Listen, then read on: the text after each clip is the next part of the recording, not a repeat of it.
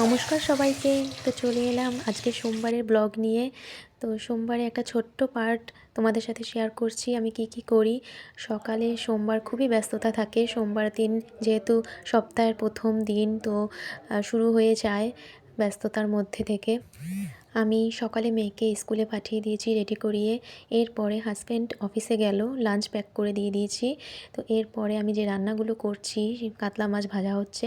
আর এই মাছগুলোকে কি তোমরা চেনো? এগুলো হচ্ছে আমুদি মাছ, সামুদ্রিক মাছ। এগুলো চপও খায়, খুব ভালো লাগে এগুলো চপ খেতে। আমি একটু সর্ষে দিয়ে মাখা মাখা করে করব।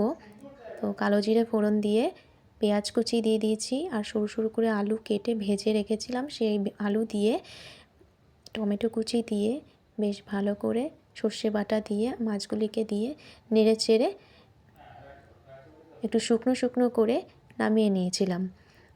তো এটা খেতে কিন্তু ফাটাফাটি লাগে, তোমরাও খেয়ে দেখো। আমার মাছ রেডি, ধনেপাতা ছড়িয়ে দিয়েছি। আর পাশেই হচ্ছিল আমার কাতলা মাছের ঝোল আলু দিয়ে। আর সকালে আমি করেছিলাম মাছের মাথা দিয়ে বাঁধাকপি, মুসুর ডাল আর বেগুন ভাজা।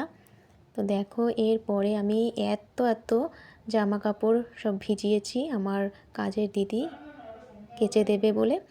এরপরে আমি বেরিয়ে পড়েছি রেডি হয়ে মেয়েকে স্কুল থেকে আনার জন্য।